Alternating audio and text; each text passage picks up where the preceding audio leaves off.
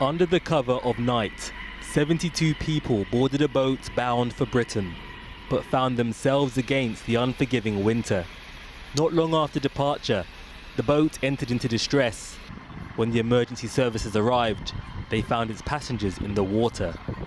Last night, there was a lot of people on the coast.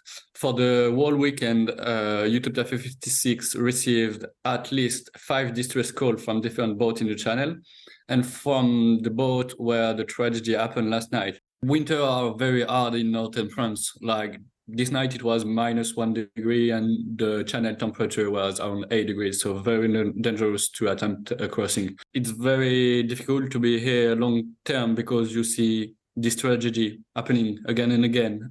Survivors fished from the French seas are suffering with hypothermia, and at least 5 have died.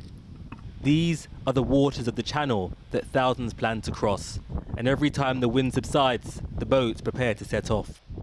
In 2023, there were nearly 30,000 small boats crossings, the second highest annual number on record. A year earlier in 2022, there had been a high of over 45,000 on record. These crossings happen at major risk to the lives of these migrants, although the total number to have died is unknown. According to the International Organization for Migration, in 2023, 19 migrants are believed to have died or gone missing crossing the channel, compared to a high of 50 in 2019.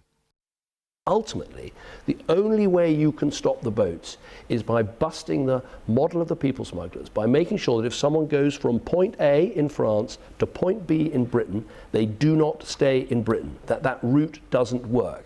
Now, in an ideal world, you'd just send them straight back to France, and that would be it, and the whole trade would collapse. That is not available, and that is why we're pursuing the policy with Rwanda. On Tuesday, the government's Rwanda bill returns to Parliament, facing opposition from all political sides. And there will be a renewed focus that our policies are a matter of life and death for the world's most vulnerable. Well, the government's absolutely right to want to stop the small boats. I don't want people to be taking dangerous journeys in very unseaworthy, dangerous vessels across the world's busiest shipping lane. That must stop. The way you address it is by rolling up your sleeves, recognizing this is a complex, challenging issue, and looking at a multi-pronged, sensible approach which is informed by evidence and not informed by political rhetoric. Rishi Sunak's government claimed to have cleared much of the asylum backlog and has committed its political future to stopping the boats. Today's deaths show the tide refuses to change fast enough. Well, earlier I spoke to Imogen Hardman from the refugee charity Care for Calais, who is in the town. I started by asking for her reaction to the events overnight. First of all, we'd just like to offer our thoughts and our condolences to those who were involved. I've literally just got back from a distribution here in Calais, where I spent some time with 3 people who were on that boat. They were incredibly traumatized by what had happened. They were constantly checking their phones, trying to get in touch with their friends and family to let them know that they were safe, but also to check up on the people who'd been on that boat. They were still soaked through from having been in the water just a few hours ago. And it was an incredibly difficult time to spend with them because they were just so traumatized by what had happened. They were very, very worried about what they would do next and about those people who they haven't had news from yet as well. Did they say any more about what had happened, about how they managed to get into the water? The details were really unclear. They were incredibly shaken up. They were obviously incredibly traumatized by what had happened. They spoke of confusion in the boat of lots and lots of people, and just really reiterated many times just quite how cold they were and how cold that water was. The last week we've seen temperatures drop below 0 here in Calais and Dunkirk. Due to the wind factor, it still currently feels as if it's -1 or -2. The water that those people were in was kind of as low as 8 degrees, which is just really very cold, and you have such a small amount of time to survive in that. 2 of the boys that I was speaking to, they were 16 and 17. They were here without their families. They were Syrian. They've left behind incredibly traumatic and difficult situations, and then for them to have to face this here is just completely heartbreaking. It's completely wrong as well.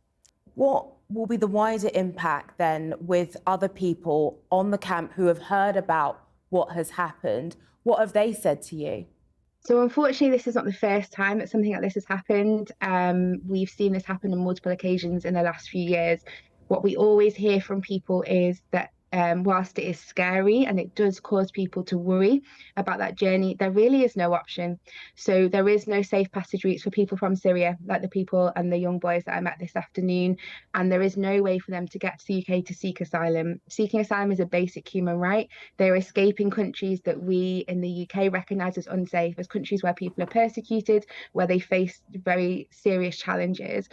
And actually, for most people, it's a case of we just have to get on and we have to make this journey because there is no other choice. Well, Lord Cameron said today that the deaths were heartbreaking, but he also said that it shows that the Rwanda plan needs to go through Parliament so that deaths like this won't happen again.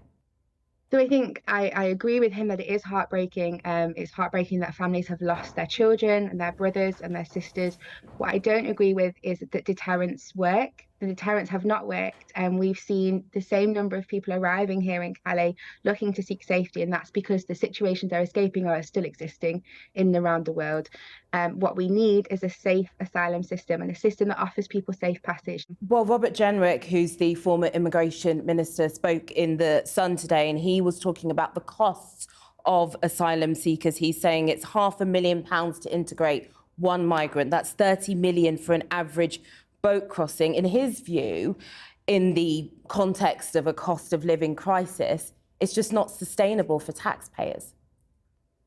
I think what we need to look at is, as a country, we're able to be a welcoming country. Asylum is a basic human right. So the people that we're supporting in the UK who are seeking asylum have escaped some of the world's most horrific conflicts and some of the most terrible persecution. The numbers of people coming to the UK are very, very small. And actually, if we went through the backlog of asylum claims that has built up in the UK, we would allow asylum seekers to work, to pay taxes and enter into our system. Imogen Hardman, thank you very much for joining us. Thank you. Thank you.